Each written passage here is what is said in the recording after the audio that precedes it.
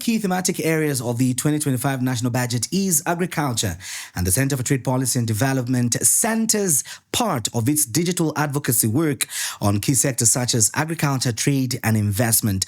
My guest on the People's Space today is none other than the Executive Director from the Center for Trade Policy and Development, Mr. Isaac Mwaipopo. It's great to have you, Mr. Mwaipopo, and obviously, one of the things, that people would want to know, CTPD has become a household name, okay? This I'm telling you, because I'm from the media, I know. Oh, yeah. Yeah, I'm not just saying because you are part of this whole arrangement. No.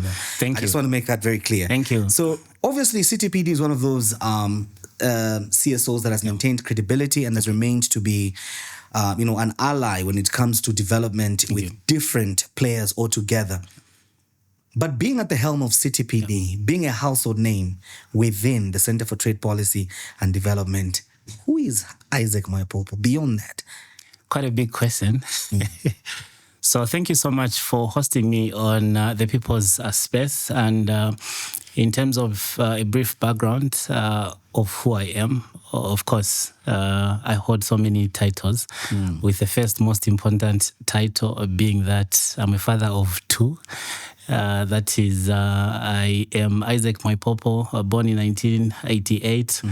I come from a neighborhood within Matero. We happen to have Honorable Mal Stampa as our I'm also from Matero, by the way. So this is a Matero thing. Matero. Uh-huh. Yes, so I was born in 1988, and I was born in a family of 8 people, very big family, 2 sisters and 5 brothers. I did my schooling at the University of Zambia. That is for my university education. In terms of my primary education, I went to Twalumba Primary School, went on to Matero Boys, then did part of my secondary school at Kawe High School before I came to the University of Zambia. In terms of my studies, I majored in development studies with a minor in political science, and for my master's, I then went on to focus on trade and investment, which I am yet to conclude. I have been around at the Center for Trade Policy and Development for quite some time now. This is actually my 11th year at the Center for Trade Policy and Development, and we have quite a lot going on at CTPD. Okay. Now, one of the interesting things which I find is that you were at Matero Boys, I was also at Matero Boys. Oh. So this is going to be quite interesting. But I remember one time, a lot of people would like to know this that are watching us. I remember one time, the president said, Isaac, remember we're talking on the phone? Yes. So people are wondering, are you cool with the president like that? Is he your friend? Do you guys just talk on the phone, Actually, that incident, I didn't even anticipate that it would go that far. So remember, the president has been having these routine press briefings, and in many cases, there would be a request that in case people would want to request or ask the president some questions, they should make them known. And around that time, I think there was a complaint that was going around the country that a number of journalists that go there, they don't ask tough questions to the president. So thinking through, I think before going to bed, a day before the president was to host that press briefing, I just went onto my Facebook page and basically penned down a few things that I thought were pertinent and that the president should actually speak to if he is to address the nation the following day. And immediately after I posted, I didn't even pay a lot of attention to it. I went to bed. The following day, only to see that the status I had posted on my Facebook had garnered a lot of likes or a lot of comments. And early in the morning, I received a call from one of my close mentors who was actually indicating that the president had liked the questions that I had put out on my page, and he had indicated to him that he was actually going to respond to those questions. So I just brushed it aside. I thought that probably it was just one of those jokes. So on that particular day, I even went about my normal day. Yeah, I was at the office, we're hosting a meeting with staff. Then I went back to my desk trying to catch up on my emails. Then I saw a number of staff rushing to my office, knocking, saying, boss, you're on TV. I was like, on TV? What's happening? Then they dragged me, took me to the boardroom. I found the president now addressing most of those questions that I'd raised. And I was quite shocked. Okay. Yeah, interesting. So those of you that were wondering if this man is the Friends president, well, you never know. Try your luck. Just get in touch with him. He may hook you up with something. But on that, Mr. Mwaipopo, I would like to build on something interesting as well with regards the civil society space. You know, President Hichilema obviously mentioning you, for me, is a positive thing for the sector. It means the administration still listens, still respects the voice of civil society organizations. But on the flip side of the coin, there has been this debate that CSO is now sort of not as vicious and vigor as it used to be. So others may interpret that kind of situation to mean that CTPD is just like, you know, any other institution within the civic space, which apparently has been, it has been declawed, they've removed the teeth. It can no longer bite where it needs to. Well, I have heard some of those sentiments with regards to what might be happening within the civil society following the transition from the previous government to the current government, which I don't think allegations which I can say are founded, especially looking at a number of factors. I think a lot of civil society organizations are still voicing out, raising concerns with regards to issues that pertain to the governance of this country, CTPD inclusive. Just last week, Friday, we hosted a public forum which brought together representatives from communities, from the creative industries and musicians, local community members into a space to share findings of the recent analysis that were done on the 2025 proposed national budget, an issue that we'll also be delving into later on. But what I also see is this misinterpretation, which at times comes in. You see, within our country, we have issues that are related to development, but we also have a lot of issues that are political in nature. And part of those that are political in nature, you have these differences and squabbles that our politicians engage in. And in many cases, you find that most of those are not focused on development issues, but they're focused on attacks on personality. They would be throwing names on the president, and then a representative from the president's political party might respond, and all these other things that would be happening. But the general expectations is that, especially from the politicians, I think there's this general expectation that if they're having fights among themselves as politicians exchanging in the media, they're generally expecting even civil society organizations to join in and probably take sides, start commenting on some of those things. But this is something that a number of civil society organizations are far off from doing in terms of the work that we do. And of course, we try by all means to be drawn into the fights that political parties are involved in at political level. But there are some concerns that to some extent would also be genuine. And part of those concerns are related to issues related to freedom of expression, issues related to how a number of actors within the political space feel they're being persecuted by the current regime. And some of those are concerns with regard to periods that it takes to process cases, where you have people that are incarcerated for days that are beyond what is provided within our laws and within what the provisions of key documents that guide us as a country, such as the Constitution.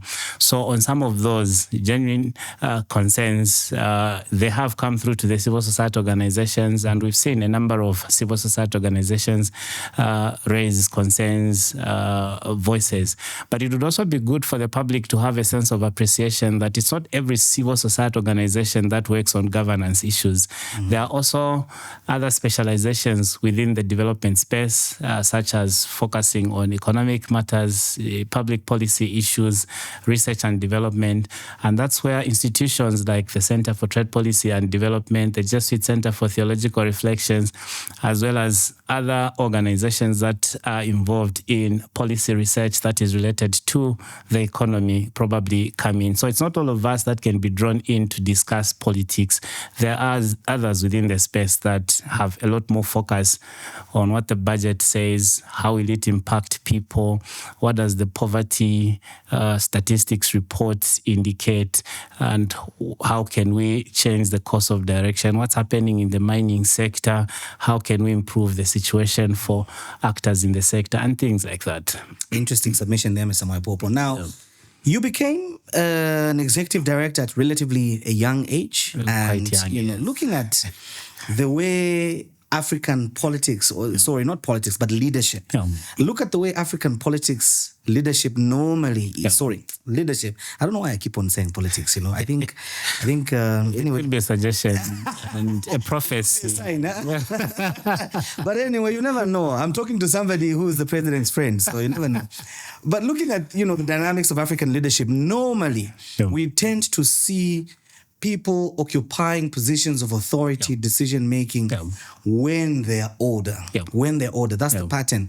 And this, I don't usually restrict it to Africa, because even in the West, if you look at certain positions, you still find older guys there.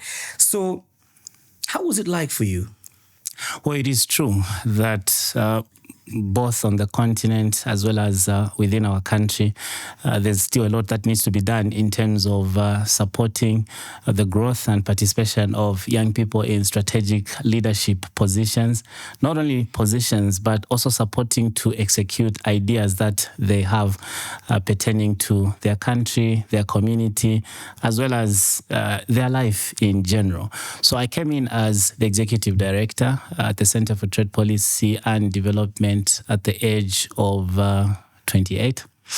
I was quite young in terms of age, and there were quite a number of things that were not so much in my favor, I should make mention. Shortly after graduating from the university, I found myself getting straight into the development space, and that's what I've known from the time that I left university. And if you look at the time I was being appointed to be the executive director, I had less to bank on in terms of industry experience. Yes. Somebody may be wondering, like the carry. Yeah, so even when the opportunity came up, I remember going to consult a few people within the institution just to pick their thoughts around my thinking to put in an application for consideration. And I think one of the things that I was told by one of the people around that time was that I should be patient. I should wait a bit so that I can grow up a bit and gain a bit more experience, because these things ultimately will still come my way. And that in itself is something that I struggled with, because I had that inner belief that it is something that I can attempt, and it is something that I can actually do. More especially that around that period, I was also given an opportunity to act, and I acted as ED for a period of 6 months, and I was able to track in terms of the progress that we're able to make as an institution, the level of stability that we managed to bring in within that period. I could also see a lot of belief among staff, especially those that were younger. And when I got that, I just decided to ignore that advice and put in my application. And I went straight into the interview, I think, with a belief and the confidence that given an opportunity to lead the institution, I thought that I stood a chance to make a difference. And here we are. By the time I took over CTPD, it had 7 members of staff. Currently, we have a staff complement that is around 24. Wow. As we speak, we've turned around the situation or the institution in several ways. Our funding portfolio has changed over the years, but equally in terms of our level of visibility and influence as an institution, it has increased, but we've also seen growth in terms of interest from a number of other institutions wanting to work with the Center for Trade Policy and Development, and that includes not only government, but we also have learning institutions such as the University of Zambia, the National Institute for Public Administration, plus many others within the space. And it's also incredible to state on this platform that most of what the public sees about the Center for Trade Policy and Development is actually driven by young people. If you look at this process that we are conducting, it's all entirely being managed by young people. If you look at our finance department, it's managed by young people. If you look at our programs, advocacy, they're all run by young people. So it is one of those institutions within the country that can serve as a clear testament that some of those stereotypes that exist about young people are unfounded, and it's very true that once given the opportunity, the right support, young people can make a difference. Going back to your decision to go for the opportunity before we move on, there could be a lot of young people right now that are listening to us and would be wondering, where do you draw the courage to be able to take the risk, to be able not to listen to advice that tells you to wait, which is not bad advice, by the way, but just where do you draw the courage, and how important is it to be able to just go ahead and pursue that which you believe you are capable of doing? Well, the issue about life is that as an individual, we actually know ourselves better than the way people would actually know us. We have this, I think it's called, is it intuition? Inner voice that ultimately gives you a good picture in terms of what you can possibly pursue in this life. And it's often very important that time and again we do have some time to listen to ourselves before we can listen to a lot of the voices from outside our communities. But more importantly, if you look at life, I normally liken it to elections. If you look at elections in a given setup, be it a competitive election at a national level or competitive election at a club or society level, it's only those people that show up, that push their hand up and avail themselves as potential candidates for opportunities that are there, that get to have an opportunities to either be voted in or to be voted out. What that means is that you also never know what you are fully capable of doing, not until you put your best foot forward to try and test the waters. And that has been actually my guiding philosophy. More recently, I was out in Uganda, and there was a meeting that was being hosted by one of our cooperating partners, the Tax Justice Network Africa. Within that meeting, there was an annual general meeting, and in the annual general meeting, they were to elect board members to the TGNA board. And if you look at the composition of TGNA network, which is made of 51 network members, and within those 51, you have a cluster from Southern Africa that is composed of a number of countries: Mozambique, South Africa, you have Malawi there, you have Botswana. And when I looked at the work that we've been doing at the Center for Trade Policy and Development, some of the experiences that I've gained, I thought to myself, why not put up my hand as one of the options to compete? And we're allowed to compete. We competed for about 2 days trying to convince people in terms of what we think we can bring to the table if given an opportunity. And came Friday, a voting was cast. CTPD won a seat on the board. So congratulations. Thank you so much. Thank you. Thank you. Interesting. Ladies and gentlemen, if that doesn't inspire you, I don't know what will. I don't know what will. And I think that is very, very important. But what does that mean? Maybe country-wise, CTPD taking up that seat. What does that mean? Well, at a country level, it has been interesting in the sense that we have a group of young people that are involved in policy related work. And the expectation would have been that, especially from the stereotypes that exist concerning young people, that maybe would have been an organization that would not be taken seriously. But to the contrary, CTPD happens to be one of those organizations whose opinion and view on national matters is highly sought after. A practical example I can cite from recent events is that we hosted the budget analysis launch on Friday. There are a number of organizations that never got an opportunity to attend the launch. As of Monday, we received close to 3 ministries, senior level officials being sent to the institution to come and have a conversation with regards to the budget analysis that we had launched. Equally had a number of ministries writing directly and requesting for the analysis that we had done.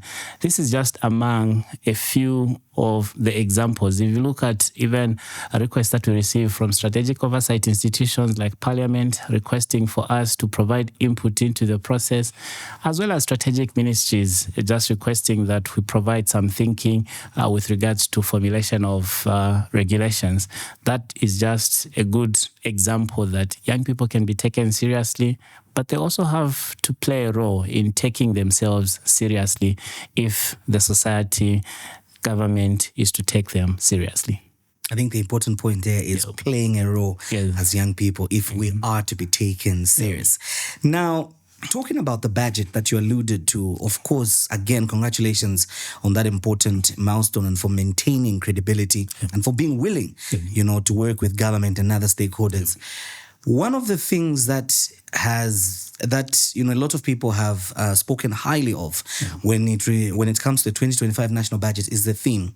Stakeholders have said it speaks to the current situation that the country is facing, building resilience for improved livelihoods.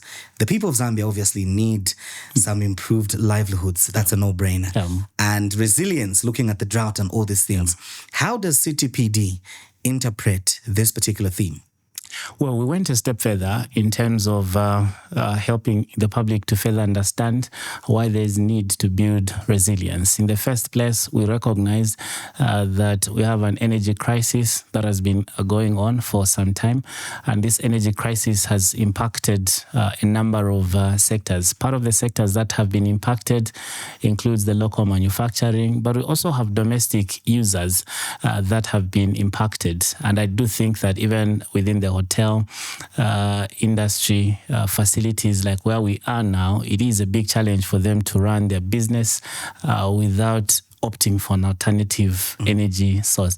But besides that, we also have key sectors like the agriculture sector that has been hit hard following the drought that we experienced last year. And this brought hunger. This hunger is not only to human beings, but hunger to animals as well. Remember, they depend on the pasture, availability of water, and we equally have other key factors that have been going on within our country. The price of fuel has gone up. It has almost doubled from what it was previously. And as a result of this kind of environment, coupled with the ongoing conversations we've been having in terms of trying to resolve our public debt, life has become quite unbearable in the country. It is very hard for people to get by. The cost of living has gone up and it keeps going up.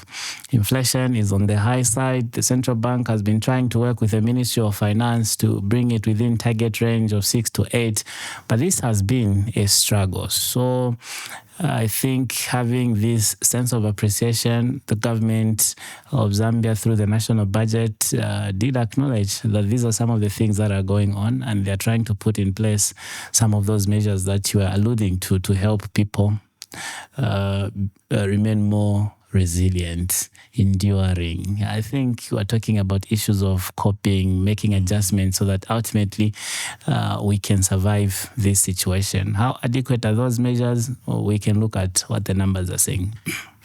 I am talking to Isaac Mwaipopo, the Executive Director from the Center for Trade Policy and Development, giving us the CTPD perspective of the 2025 national budget, but of course, most importantly, also sharing some life lessons that we can learn and benefit from if we apply in our own lives from his journey.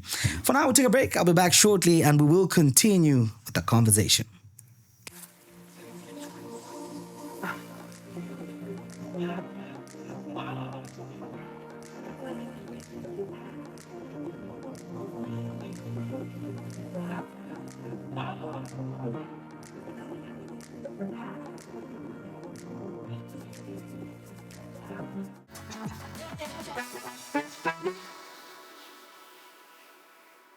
Welcome back to the People's Space, where we give you nothing but the best in terms of conversations which not only contribute to socioeconomic development, but also enrich your life.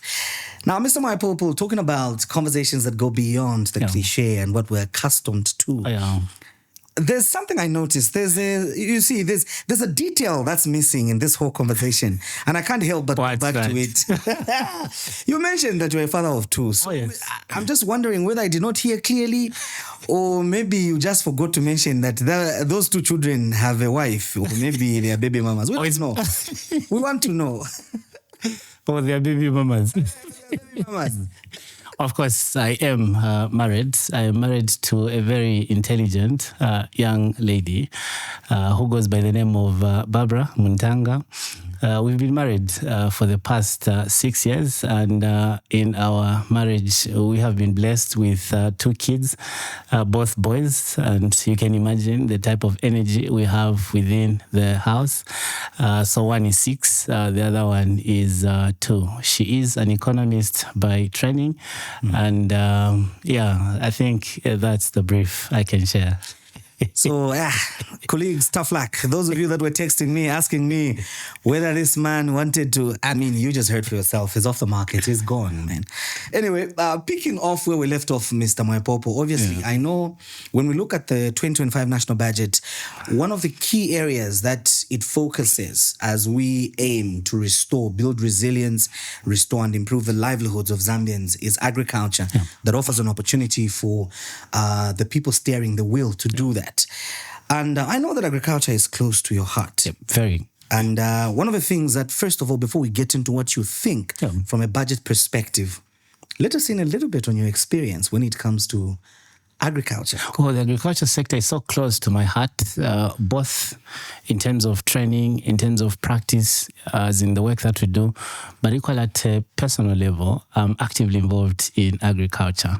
So I have 2 farms that I'm actively setting up, and I'm involved in crop production. And in the last 3 to 4 years, I've actually been focusing on a few specific crops. Part of that is the traditional maize. Especially last year, I actually planted quite a lot. I planted close to 100 kgs, and I was expecting that if all had gone to plan in terms of some of the advice we're getting, I was going to harvest close to 400 plus bags. Imagine how much I would have made. Yeah. So the other crop that I've been actively involved in is watermelon. The famous Mjajati. And the Mjajati formula. And during the times that Mjajati was speaking a lot about watermelons, my sales had actually gone up. Wow, interesting. So partly because of that, but more importantly, because of the strategic role that it plays for a country like Zambia. The poverty statistics in our country are very high. Over 60% of our people are living in abject poverty.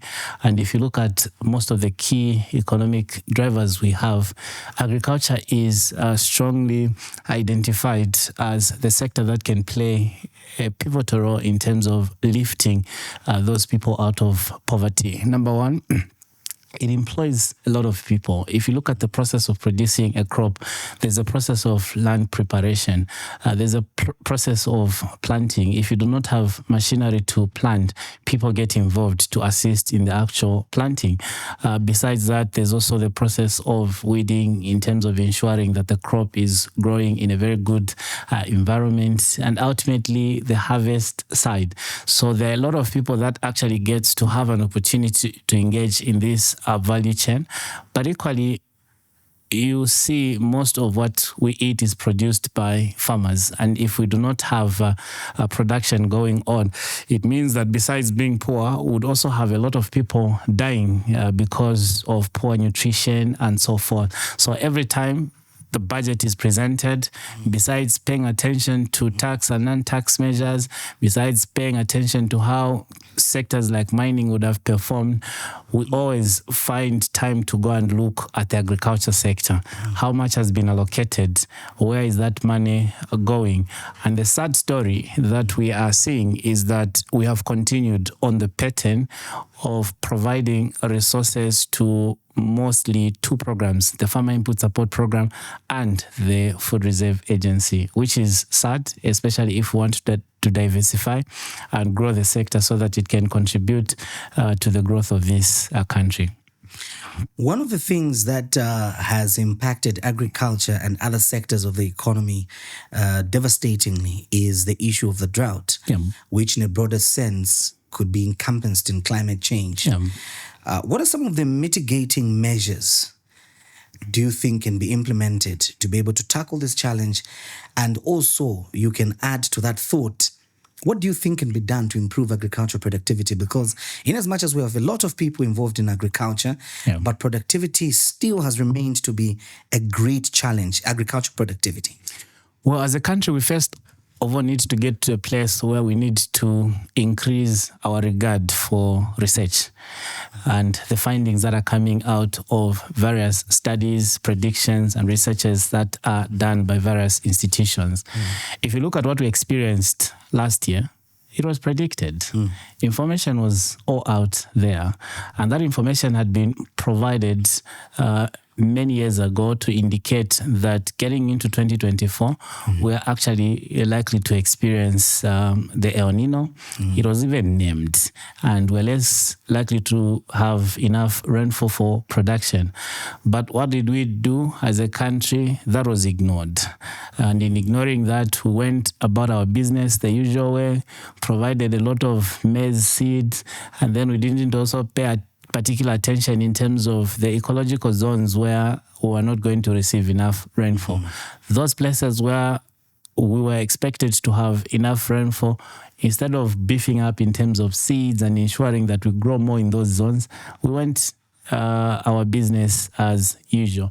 It same applies to this year. Predictions have already been given out there by meteorological department, by institutions within the region, that getting into 2025, we are likely to have a rainfall above normal, meaning that those that are planning to plant, you should equally consider that you might have a lot of rain and measures need to be taken into consideration.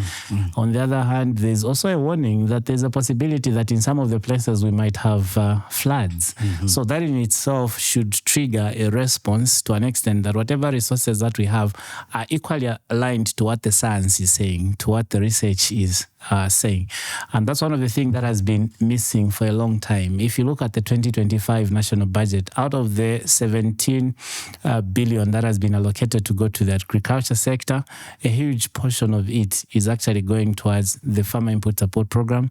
Another component of it is going towards the Food Reserve Agency. We understand with regard to the Food Reserve Agency because our reserves are quite blown out, and there is need for us to ensure that come next year, we buy as much as we can so that we can beef up our strategic reserves. But when it comes to the Farmer Input Support Program, this is a program that has been existing for a long time, and there are deficiencies that have been identified, but no single administration has moved in aggressively to address those.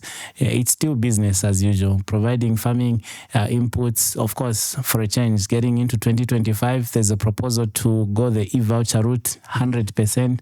But to what extent have we also addressed some of the survey findings that were indicating that in some of the places within this country, there's a struggle to access the e-voucher because of network challenges and so forth. So if we do not play our cards right, we might again have a challenge getting into next year in terms of ensuring that our producers, our farmers, receive the inputs in good time. You mentioned something very, very important, that has caught my attention. All these reports come in to inform, to speak about the weather that ultimately should inform the decision. And I remember at one point when, a very wonderful lady, very wonderful woman, Honorable Doris Leah was Agriculture Minister. I remember with a conversation in her office, and one of the things she was pushing for was diversification of, programs such as FISP and CASP and all these. And another thing, apart from diversification, was beginning to strategically change the approach. If you know that in Southern Province there's not enough rain, you begin to plant drought-resistant crops in those particular regions. And you just highlighted that, to some extent, it is still business as usual, and this is not happening. So I'd like to find out, where could the problem be? Where is the disjoint? Why are we not seeing action on the ground? Well, part of the big problem we have in our country is politics.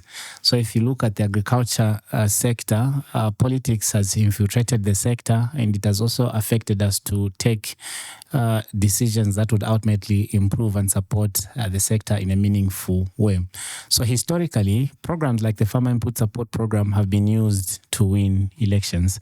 And in many cases, you see that when we are heading towards elections, there's a lot of distribution of maize, there's a lot of distribution of fertilizer, and in many cases, far and beyond what is normally given. And this is often done in the interest and hope that ultimately you might have some of those people that live in the communities or farming communities coming through to support for a party of that particular time. It has happened previously. It's likely to happen getting into next year.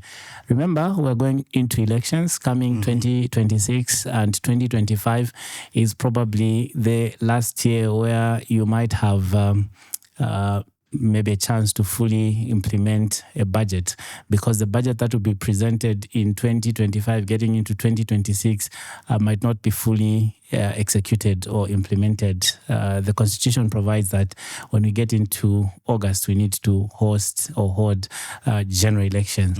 So getting into next year, if we do not go by what we have planned, we might get to see a lot of politics around strategic sectors, and the agriculture sector might be one of those sectors that might not be spared.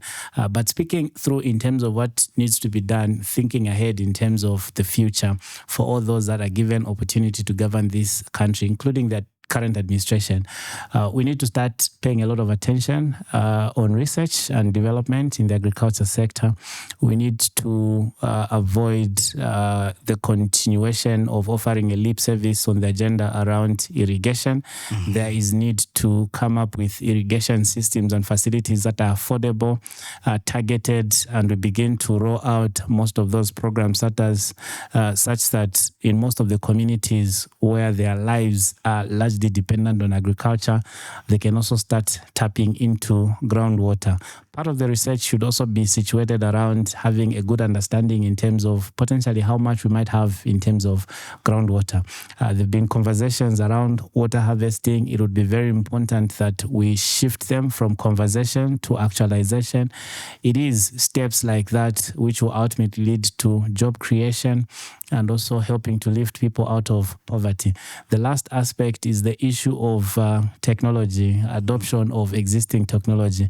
There's no need to reinvent the wheel. There's a lot of technology that exists out there. countries like India, countries like China have made a lot of advances with regards to manufacturing of equipment that can be used to make agriculture more simpler. So it would be important that we do that. The last aspect can be the agenda around value addition. Value addition helps to ensure that our products fetch far more compared to selling raw materials. We can also take advantage of the ongoing conversations around setting up the Africa Continental Free Trade Initiative, trading among ourselves. Statistics are indicating that countries like Uganda are actually doing far better than many countries when it comes to trading with fellow African countries, and we should emulate such examples and begin to export more within the region and adding value to our agricultural products. Okay. Now, some sects within the civil society organization still on the 2025 national budget, feel that this budget is not pro-poor. We can discuss all these dimensions of the budget, but ultimately, the people that will be affected by the extent to which it will be implemented are the Zambian people. And some feel that it's not really pro-poor. Your thoughts on that? It is actually a pro-poor budget. If you look at it, there's actually a significant allocation towards programs like the social protection. There is a significant allocation towards education, even health. Of course, in terms of the actual allocations, they still fall short of those targets that we try to benchmark ourselves against in terms of allocation, but there is a significant allocation towards that. The big disadvantage that we have is that despite there being an allocation towards, let's say, social cash transfer, there are also these other factors we are living with. The cost of transport has gone up, and this is because fuel is expensive. The cost of energy has gone up, which will also become a push factor in terms of pricing of commodities. ZESCO has also just further adjusted tariffs following the approval from the Energy Regulation Board on a promise that getting into November, we'll start having 7 hours of power.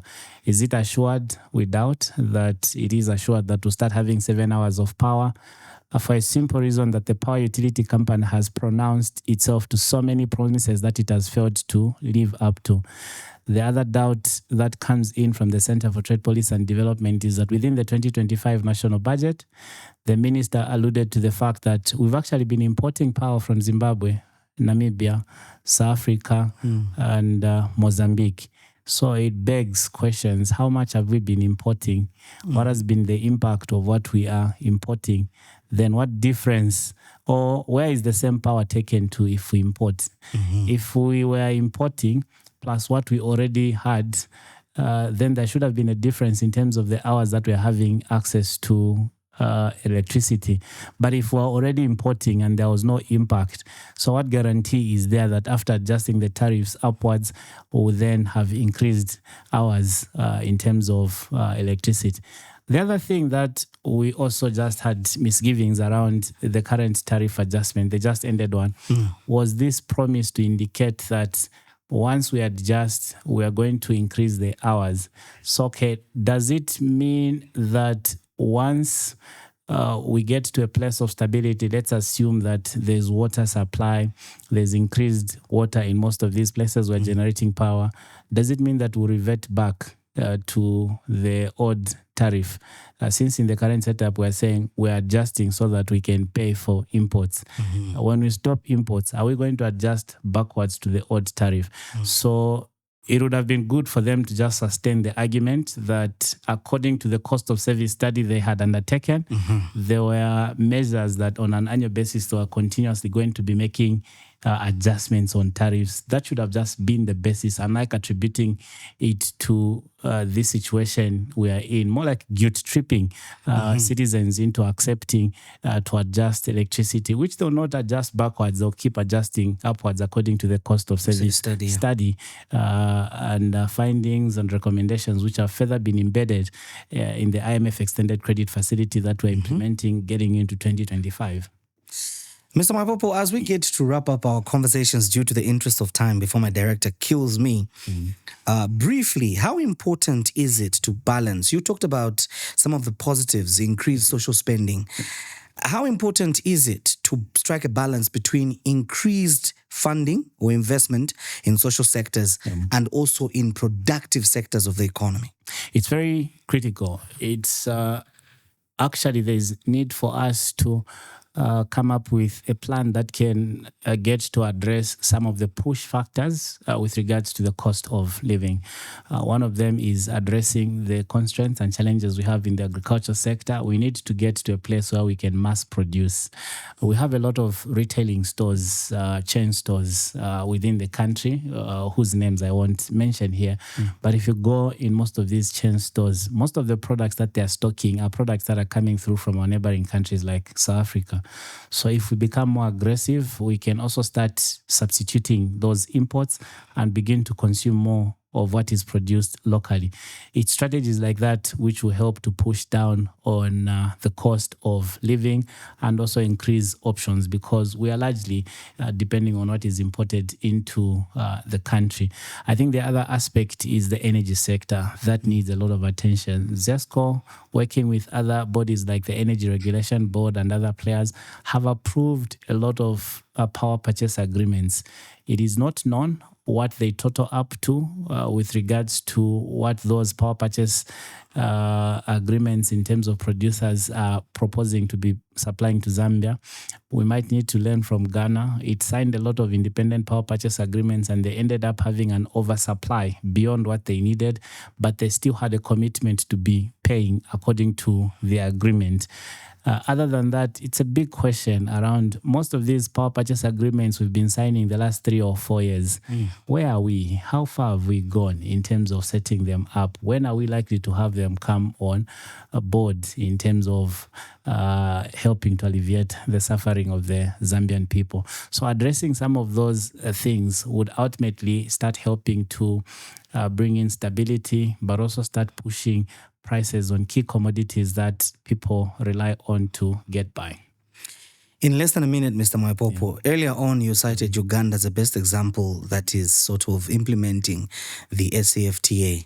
Which other countries can Zambia begin to look to with regards creating strong trade partnerships? And what opportunities does the FTA offer for a country like Zambia, looking at where we are economically, briefly? So we need to also just take advantage of our comparative advantage and also look at just neighboring countries. I think the best example is DRC. For a long time, the Democratic Republic of Congo has been looking to Zambia for supplies of many things, detergents, food and beverage. If you go to Kasumbalesa, there are several trucks that are going into DRC to supply most of the products that are made by key companies like Trade Kings and so forth. But besides that, they've also been relying on Zambia on the supply of meal and so forth. But this is a market that we've not fully exploited. And in many cases, we keep having inconsistencies with regards to our border policy. We close the border, we open, we close the border.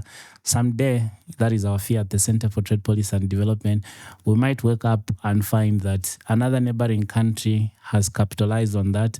They've set up production and they're actually supplying into DRC with less constraint. So Zambia should take advantage of it. But we should also extend our reach to other neighboring countries like Zimbabwe, Malawi, Mozambique. These are countries that are equally in need of a lot of products. So before we can exploit other countries that might be found within an economic bloc like the Eastern and African Trading Community or within the wider COMESA, let us take advantage of SADC and exploit every possible opportunity, both in minerals, both in the agriculture sector, as well as the services sector. You see, countries like India are now thriving, largely because they have also taken advantage of some sectors that we still treat as social sectors. Where we still treat the health sector as a social sector, it's an economic sector in other countries. That's why we have a lot of Zambians that are lining up wanting to go to India for treatment. It's simply because they've worked around that sector, trained a lot of people, become specialized to an extent that they can do certain operations within a shorter period of time. And that's what we need to do as a country as well. Take the education sector seriously, invest in it so that other people from SADC can be coming to learn in Zambia, bring in the forex, they can occupy bed space spaces, turn around the health sector, people come in to access services, and ultimately we start creating opportunities for our people in Zambia. Thank you very much for coming through. My guest has been Mr. Isaac Mwaipopo, the Executive Director from the Center for Trade Policy and Development. And of course, he was giving us the CTPD perspective of the 2025 proposed national budget. And most importantly, sharing recommendations that can be implemented in order for us to achieve the promise that is enshrined in the budget. What remains now, of course, is for the policymakers that will be listening to us to be able to implement some of these recommendations. Thank you for watching The People's Space with me, Winston Mavoro. We will see you next time, but most importantly, remember to continue interacting with the Center for Trade Policy and Development via the social media pages, where other works that CTPD is involved in that are critical and as important to changing the developmental narrative of this country, by simply liking the CTPD Facebook page, YouTube, and of course other platforms such as Twitter and other relevant medias. See you next time, and thank you for watching.